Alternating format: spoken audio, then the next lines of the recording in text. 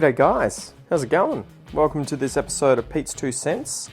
This is an episode where I answer your questions from Instagram. So yesterday, for me at least, probably not for you because this will be coming out in the future, but yesterday I chucked up a story on Instagram asking you guys if you had any questions for me, and today I'm answering those.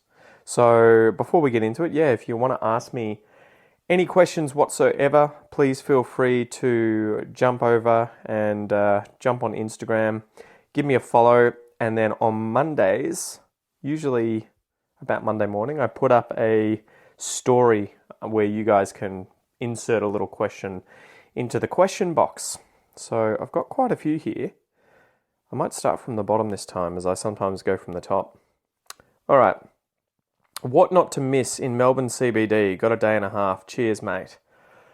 Oh man, it's been a while since I've been in Melbourne. I would probably go to QV, and is it Max Brenner's? I think that's the chocolate place there called Max Brenner's in QV. QV is, I think it's Queen Victoria. It stands for Queen Victoria, but it's like a sort of a mall area in the CBD. So I'd go there.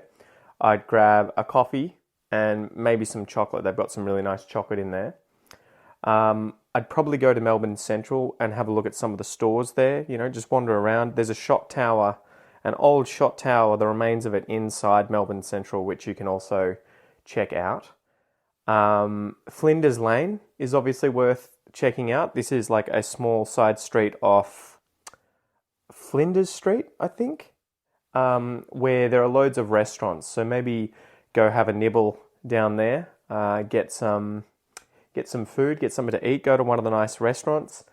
You could, if you wanted to go for a bit more of a walk, you could go and visit Carlton Gardens. It's sort of just open gardens that you can walk through, and the Royal Exhibition Building is there. The museum's also there, where I did my postgraduate degrees at uni, so you can go and check out the museum. There's loads of really cool exhibits there. While you're on that end of the sort of CBD city, you could go and check out Lygon Street, which has a lot of the old Italian restaurants and cafes and everything. There's a really nice fish and chip shop on Lygon Street that is, it's near a small park about halfway down Lygon Street. I've forgotten the name of it, but it had the best calamari from memory. It was like fish and chips, but gourmet, right? Really gourmet. I'd go check that out. Maybe have a look at some of the authentic sort of traditional Italian restaurants as well. Besides that, what else? I mean, you could go to Swanston Street Station or Flinders Street Station if you want to check those places out. You can go to the Yarra River, walk down the Yarra River. That's near Flinders Street as well, right? Cross the bridge there. Crown Casino is there.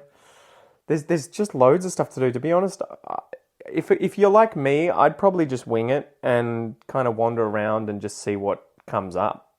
You're probably going to stumble across loads of interesting things that are new since I've been there or that I don't know about. I would probably just go and kind of see what happens and what tickles your fancy, right? What you think is interesting or fun to do. That's probably it, at least in the CBD. You could go down to St Kilda if you can be bothered getting a tram or a train. It's probably 20 minutes outside the city. It's not that far, but to get there by public transport, it's probably about 20 or 30 minutes, maybe a bit longer, depending on how busy it is. And if you go to St Kilda, again, there's just loads of cool restaurants, cafes, pubs, all that sort of stuff. But if you go to the pier, there's a St Kilda pier. If you can walk all the way out to the end of it, especially at night, you'll see the fairy penguins that live there. So you can hear them kind of calling to one another as they come up onto the rocky kind of bollardy stuff at the end of the pier there. There's kind of like I forgot what you would call it, but it's like shelter for the port or the harbour there. And it's all these large rocks and everything, and you can walk out on it. There's a path. But penguins have sort of set up shop there. They have their own home there. These fairy penguins, the world's smallest penguins. You can't touch them, obviously. Don't do any of that sort of stuff, but you can go and see them. and they're just really cool, kind of cute little birds that swim in the water, just weird little animals that are uniquely Australian. Actually, they're not. They're found in New Zealand as well. I lied. So yeah, that's probably it. You guys are probably screaming loads of other things at me. I'm trying to think what else. You could go to the QV markets, the Queen Victoria markets, if you want to, again, just check out the markets. There's loads of food and fruit and veggies there for sale, usually really affordable. There's also, again, loads of cafes and other stores selling souvenirs and all that sort of stuff there. And it's just a kind of cool environment, it's kind of fun to be there. And then besides that, I don't know. I don't really know what else. There's probably loads of museums and art galleries that you can go and check out. That was never really my thing back in the day. And also there's obviously loads of venues that have music at night. So if you're here over a weekend, you can probably pick, loads of different pubs and clubs and everything, and they might have small bands playing live music and that sort of stuff. So maybe go check one of those out. The rooftop bar was really cool. This was in, I think it's Fitzroy. I used to live in, but it's sort of near Carlton Gardens. If you keep walking past the museum in Carlton Gardens and you go down to Fitzroy, it's down, I've forgotten the name of the street. It's down that street. But yeah, I think you pretty much just can't go wrong, The State Library is there across the road from Melbourne Central as well. What else? I mean, you can go and check out the universities, like Melbourne University. I think you can kind of wander around on the campus there if it's during the day and check it out. What else? That's about it, really. The Botanic Gardens, you could go there.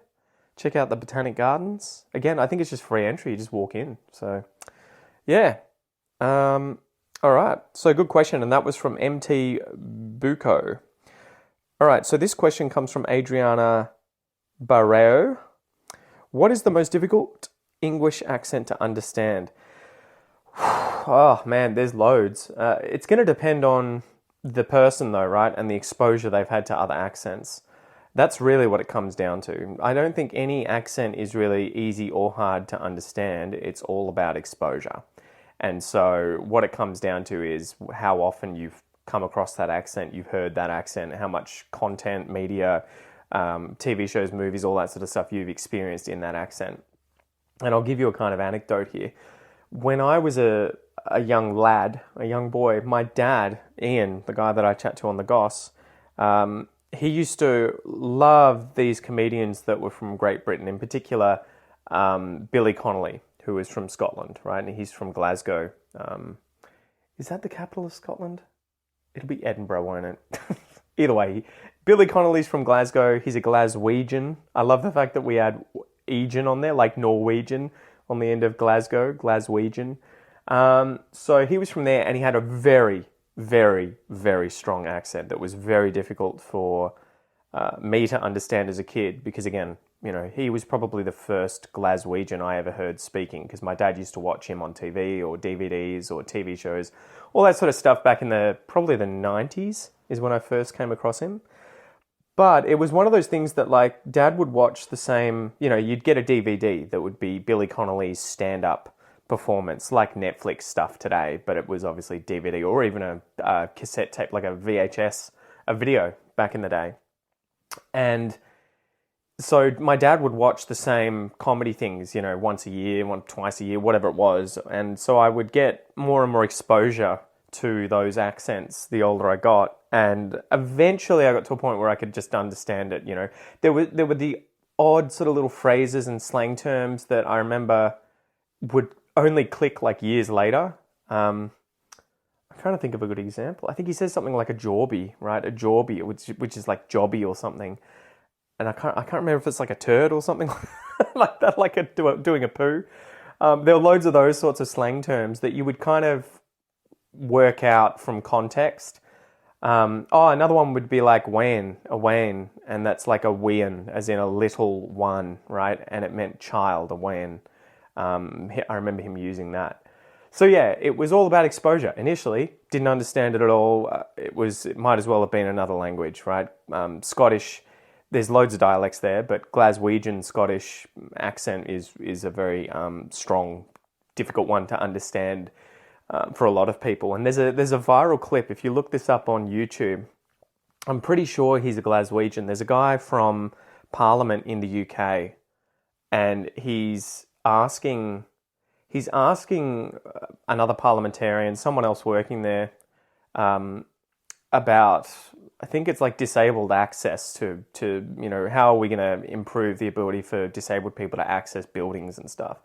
And the guy he's talking to, I think he's a New Zealander who moved to the UK, so he has a very posh kind of received pronunciation type accent. Well, hello Richard, how are you?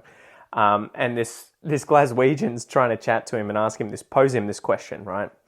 And I think at least 2 times the guy's like, sorry, I don't understand you. Can you repeat the question? And then at the end he's like, look, he repeats the question, the Scottish guy, and the New Zealander, British dude, is like, look, I still don't understand you. Can we talk about this later? Effectively, like in politer terms than that. And the whole the audience is just like, what the fuck? How can you not understand him? Like, what? And I understand the guy when he was talking. I've had the exposure now to that accent. So obviously there are loads of people out there, though, even rich politicians like this guy, who I assume is highly educated, who still has difficulty with, accents like the Scottish accent because of exposure. He's probably just not had enough exposure to it and, still has trouble understanding it. So that blew my mind. But you'll find that if you just type in like Scottish accent, difficult to understand or something, or strong Scottish accent, you'll see it come up on YouTube. And yeah, you'll probably get a good laugh and you'll get to see what that accent's like. But for me, loads of these types of sort of more obscure British accents, Irish accents, and sort of regional American accents, ones that you don't come across very often, like the, is it Appalachian or Appalachian, the mountainous region to the sort of east of the US. There's a lot of sort of, the country folk that live up there in the mountains that you only see every now and then in TV shows and movies and that. And because I obviously don't live in the US, I never come across people with that accent really.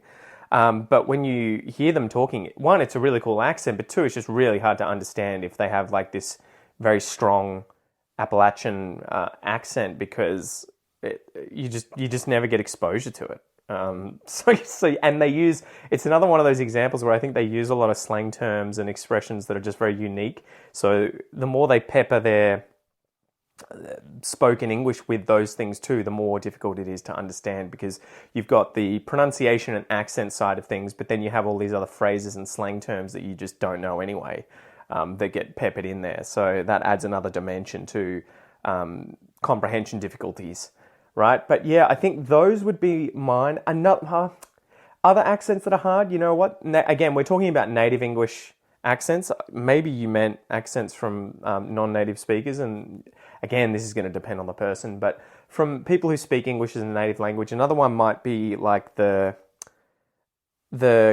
Caribbean or Caribbean, depending on how you want to pronounce it. The Caribbean area, right, where you've got like Barbados and Jamaica and Trinidad, those sorts of accents that they have there are really quite different from how I would pronounce things, obviously.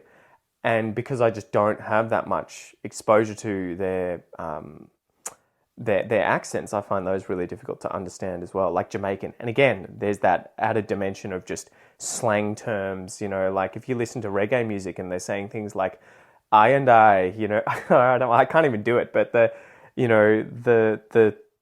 different terms and slang words and everything that they use, the vocab, it's so different that you kind of there scratching your head as a foreigner at times. But yeah, they're probably the most difficult ones. If you want to talk about like non-natives learning English, it's not really a specific accent, because you can be from China, India, Brazil, and have a terrible accent in English, whatever one it is, and it can be really difficult to understand for any native speaker of English. But on the other side, you can have an amazing accent where even though you still have an accent, you're incredibly easy to understand. So really, I think what it comes down to at the end of the day, as a foreigner who's learning English as a second language, it comes down to just being able to nail, that sort of standard English, whether it's American, English, British English, or just, standard sort of Australian English, if you can pronounce the basic sounds, especially the vowel sounds,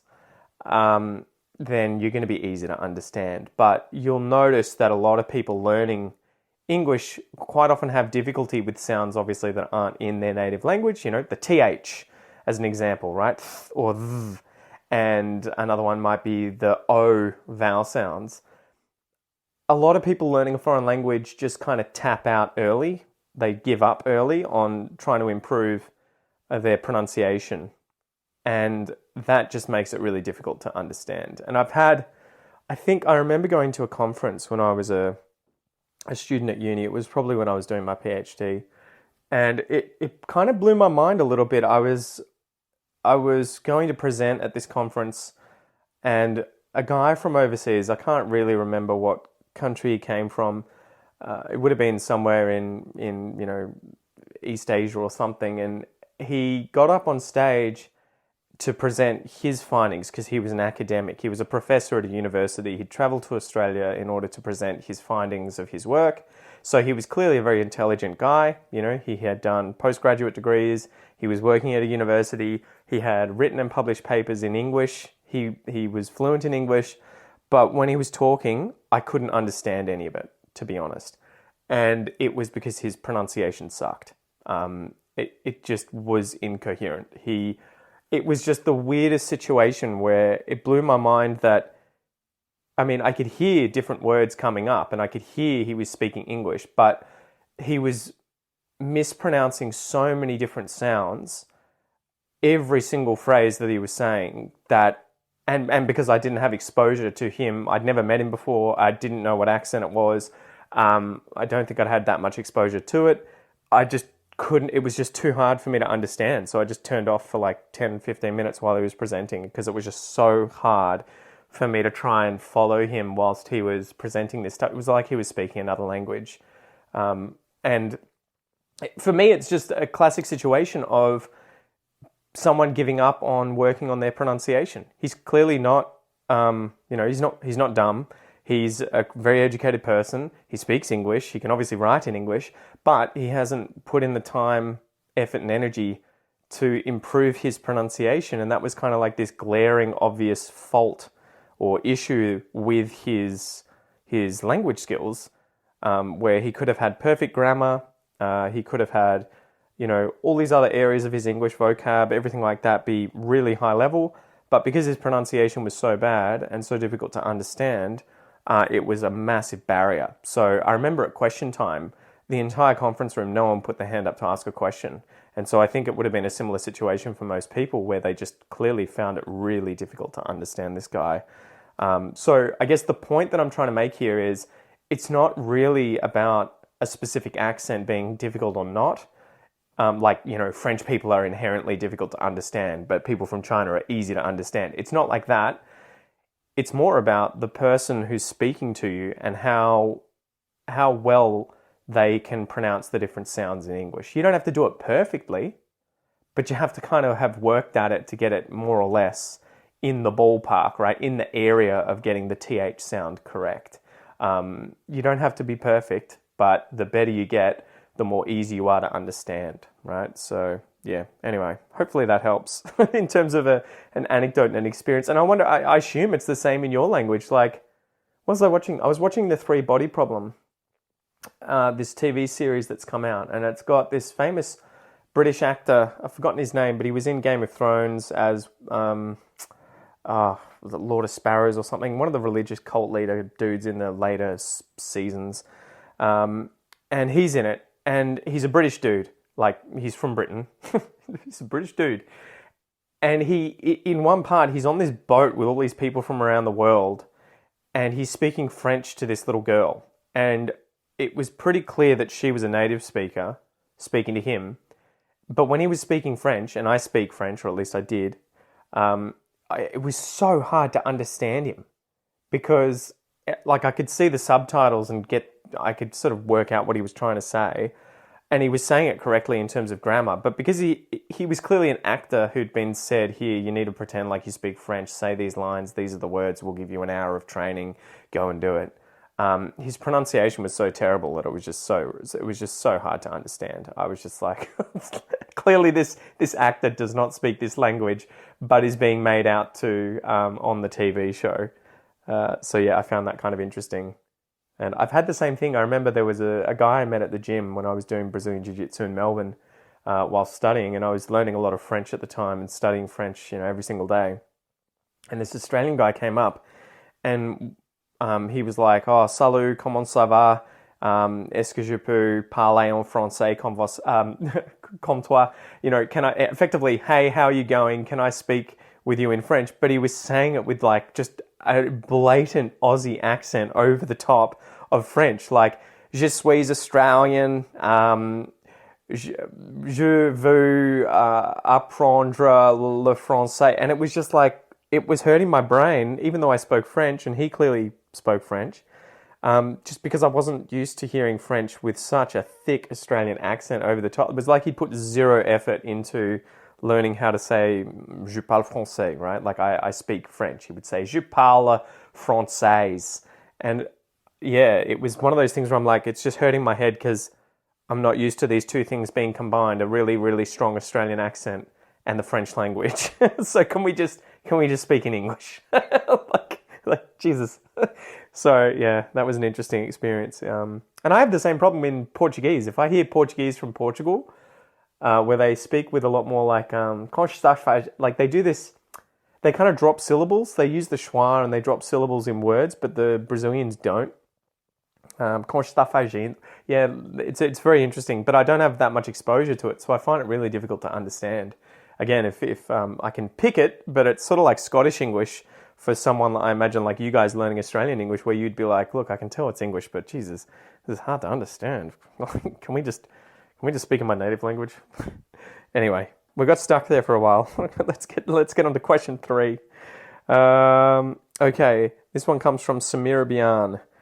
Can you give advice to an introverted person who needs to speak in their second language here? So I assume you're talking about needing to speak in English in Australia and being introverted there.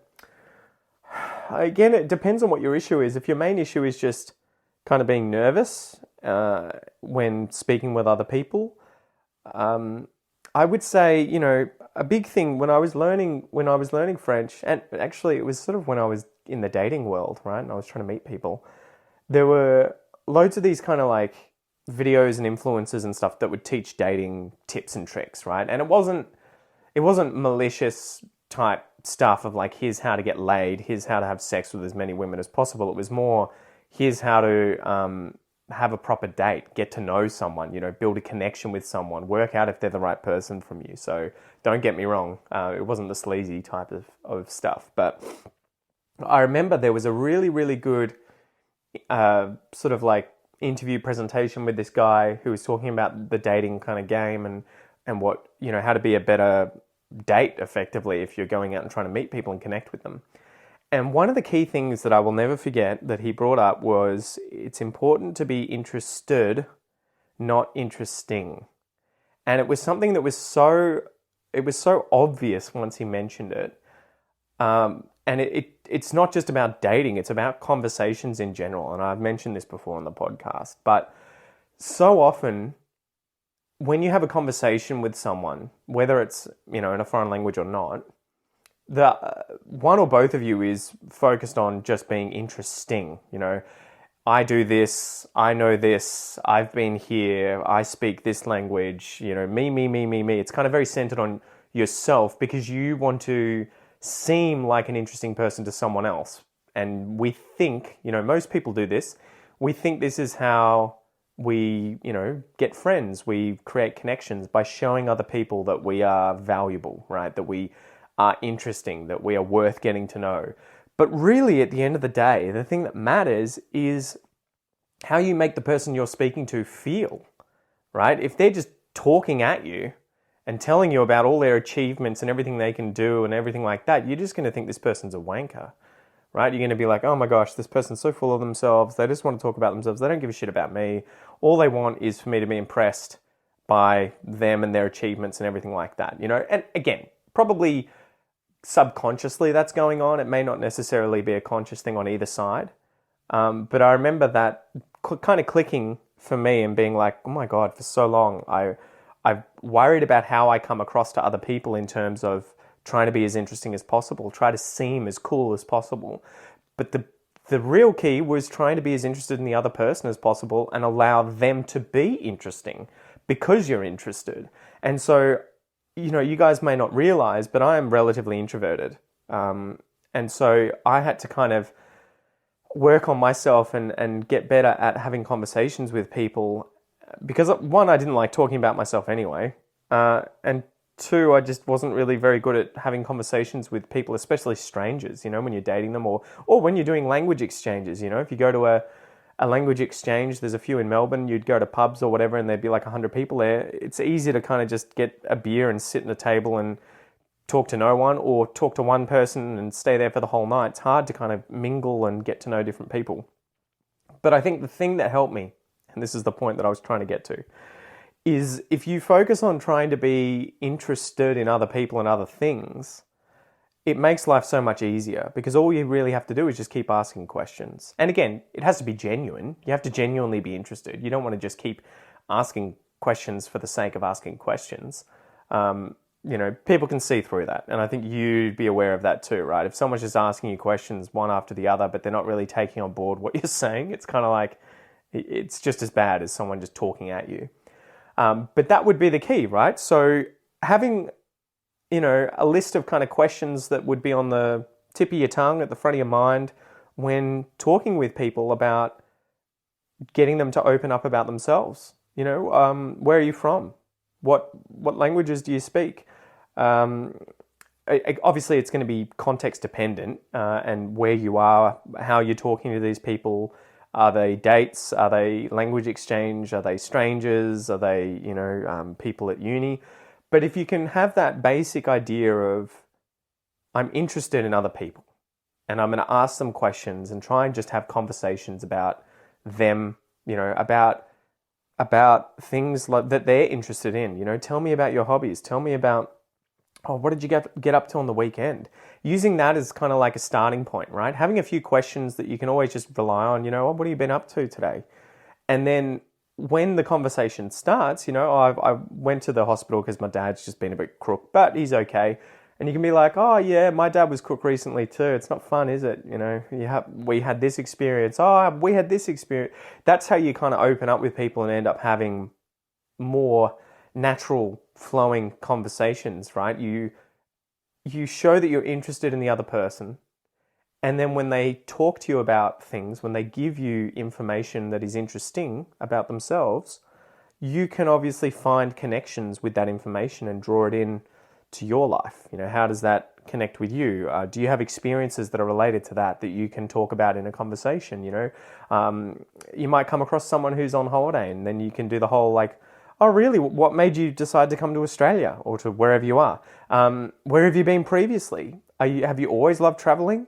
Like, do you speak other languages too? What made you want to travel the world? Why have you gone to certain places? What's the craziest thing you've ever seen whilst traveling? Tell me a funny story about when you were in Japan. So you can just, you use those initial kind of questions to open things up. And then if you are genuinely interested in those sort of topics, anything can be fun and interesting to talk about if the other person is kind of passionate and interested in giving you that information too. So, you could talk about cleaning toilets, and if the other person's passionate and interesting, it's probably going to be a fun conversation. But I would say that's the basic thing for introverted people. Just aim to be interested in other people. You don't necessarily have to talk. That's the other side of it that I should have mentioned too. If you're asking questions, you end up doing a lot less of the talking. So it's kind of a cheat code. Obviously, don't spam the cheat code too much. Try and talk a bit. But you can just keep asking questions, and quite often you'll end up chatting with people who just rabble on and on and on and on and on. And again, that's kind of a way for an introverted person to have more conversations with people and have to do less work. Whereas if you're the one who's not asking questions, you're not really directing the conversation. And the other person's going to be the one that's hassling you with all the questions, right? So they're going to be like, well, I want this conversation to continue. But in order to do so, I have to try and come up with ideas and questions to ask you because you're not saying anything. And that's when you kind of give up the power in terms of directing the conversation.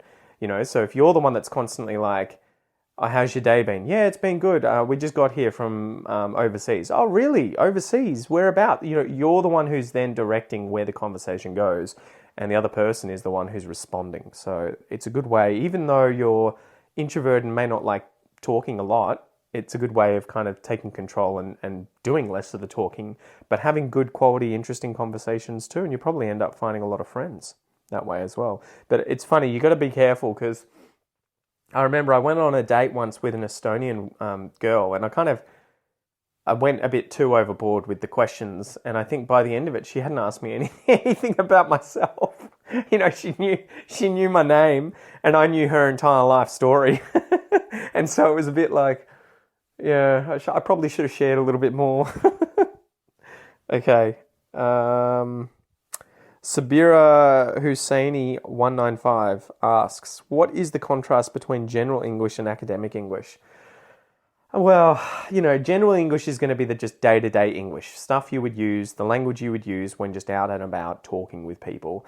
Academic English is going to be very much more specific, depending on the field of academia, science, that area that you're working on. And it's going to vary depending on those areas, right? I remember when I was doing my master's and PhD at uni, I was obviously studying taxonomy and evolution and biology. And so I learnt all of these very specific terms, right? Like genome and phylogenetics and phylogeography, barrier to gene flow, landscape genetics, all of these phrases that were effectively academic English, right? They were related to that field of academia. If I use those terms with people outside, or largely outside the field of, well, probably biology, right? I think the average person would just have no idea what you're saying. So if I went down the street and asked the average person in my neighborhood, can you tell me about phylogenetic variation? They'd be like, what the fuck are you talking about? They would just be like, I heard you. I know that that's English. Those are words. I don't know what they are. So that's kind of how I picture the difference between general English and academic English. General English is the English that you would use going down the street, chatting to the average person, and they're going to know that pretty much everything that you're talking about, all the words you're using, right? All the expressions you're using. Academic English, typically, there's going to be the just sort of polite, kind of formal academic type phrases and vocab that you would use across all of academia, but a large proportion of it is going to be very specific language related to your field of academia, to what you're studying. And again, if I go to, see my doctor, he'll drop loads of vocab that I have no idea about. If he's talking about different diseases, ailments, medications, research in medicine, loads of it, I'm just going to have no idea because I've never read it, I've never heard about it. So that tends to be broadly the kind of difference between the two. If you're worried about your academic English, I would start with just reading a lot of the academia, a lot of the research, a lot of the science, whatever it is that's related to your field, and looking for words that you don't know, and then looking them up, adding them to your vocab, putting them into an SRS program, right? Spaced Repetition System program like Anki, and then learning those. And the more you talk about your field of academia with other people, with your peers, with colleagues, whatever, the better you're going to get in terms of your academic English. But it's just time taken, right? You just have to spend more time doing it and you get better at it. And it is funny, like you would meet when I was doing my postgrad degrees, there were loads of people from overseas who were studying in that field, and it would be really interesting. You would notice that they would be very, very fluent when it came to talking about, say, landscape genetics of Australian varanids, right? So goannas. And then if you tried to ask them what their political stance was in Australia, they would just have no real way to kind of communicate that clearly. They would trip over their words, they get confused, they wouldn't be able to explain it, and you would think, this is kind of like way simpler English than it is when talking about landscape genetics of varanids in Australia. But really what it comes down to is the amount of time they've spent talking about landscape genetics of roundheads in Australia is way more than politics in Australia. So, yeah. Let's keep going. This one comes from Shay. Just want to say thanks for all your reels, which helped me a lot. Oh, my pleasure, mate. I've been publishing loads of different reels on Instagram recently, trying to do some fun stuff related to like pronunciation and even just little jokes and, cultural kind of references in Australia. So I appreciate that, mate. Thank you. Okay. This one comes from Seo Kyun. I assume that you are Korean. That looks like a Korean name. I just want to know why Aussie people pronounce things like no and I know, usually teenagers. I guess it's just, their accent. There's no real rhyme or reason. There's no explanation really when it comes down to pronunciation. It just varies across countries and across the geography, across time. Accents change, they evolve, and people end up sounding like their peers, right? You end up developing or copying the pronunciation of the people around you. This is how slang ends up sort of changing really rapidly in languages and getting adopted by, the new generation. They'll come up with their own words for things and start using it, and you'll be like, what the hell? We never used that crap when I was a kid. We use this. And that's when you realize you're old. But yeah, there's no real rhyme or reason to it. That's just how it is. But the no thing, I think it's just kind of a stereotypical thing. Like, you guys all know how I speak. I'm speaking in a general Australian accent. This is what most people speak with down under. And I wouldn't say no. You can overdo it, no. But I just wouldn't think about the R. Like, it seems that foreigners always, Americans or Brits or people who are learning English as a second language, they always seem to hear an R in there when people say no in Australian English, but I don't hear it. No. Even when I do the like, no, I don't really hear an R sound, so I don't know where it comes from. But yes, I think when I was younger, I probably spoke with a broader, kind of more Aussie accent, yeah, mate, no worries, mate. When I was hanging out with all my kind of young male friends, we probably all spoke a little more like that. And then I think when I got to university and was surrounded a lot by other international students, I was also in a more academic situation. It was a little more formal. I think that kind of broader accent and the slang and the rudeness or the informal kind of language I used just kind of diminished quite a bit just because of the context of the situation that I was suddenly in. So, yes. Ashwin, by the way, you've asked this a few times. Is serviette napkin in Aussie English? Effectively, yes. So I've answered this, I think, a few times, but we use serviette in Australian English. I think I answered this on the last Q&A one, to be honest. Maybe I didn't do it on Instagram and you've missed it, that's why. But yes, serviette is what we would use. Napkin, for us in our mind, would be something that's like cloth that you would get at a very, expensive kind of restaurant, as opposed to a paper towel, napkin sort of thing that you might get at serviette that you would get at a cafe. All right. Crazy buyer, Xiao. It's so hard to look for a job as a working holiday visa holder. What should I do to get a job easier? Oh man, this is going to depend on what sort of job you're after, right? Where you're working. I would say try and go regional and look for farms. It depends on your situation, obviously, and assuming you're able to do that. But I had housemates who went regional. Effectively what they did was go on a road trip for 2 weeks up the coast of Australia from Melbourne, and they ended up just talking to different people in different areas, looking at ads, going to farms, and eventually they ended up getting jobs on a cotton gin, so a place that grows cotton, and I think they were just harvesting the cotton, so they would do like 12-hour shifts in a little cotton harvester, and they were making mad money. I think they were on like $2,000 a week or something crazy because of the hours they were working. So it was a pretty good gig. But yeah, I would say try and go regional, get away from the cities maybe, and maybe you have more options, but I've been out of the loop for a long time, so I'm not 100% sure, mate. But just don't give up, Don't give up. Keep trying. All right. Okay, Mark Marbeen asks, in it means what? In it, as in like INNIT, is not Australian English. This is British English. And it means isn't it? And so they would say, it's a hot day in it over in Britain. We would not do this in Australia. No one would say this. This is very, very, very British. So, yeah.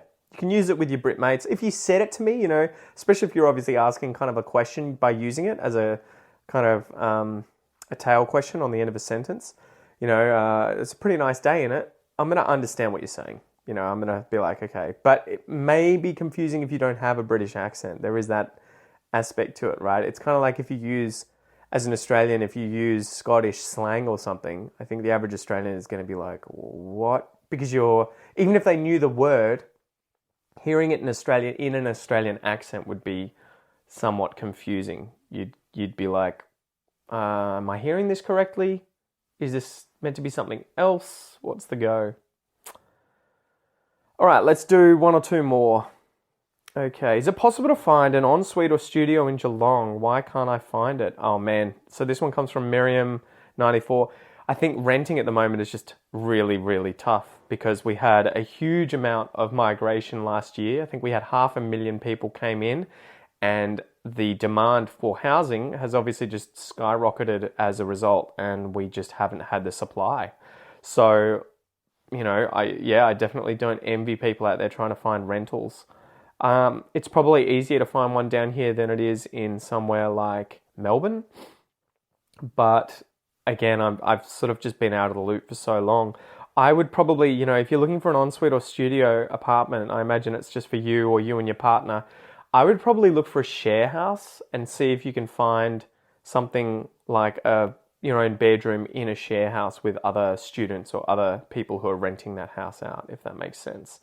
That was what we had to do. Kel and I, my wife and I, when we first got together, she came down from Townsville and we moved to Canberra because she got a job working at the Brazilian embassy there.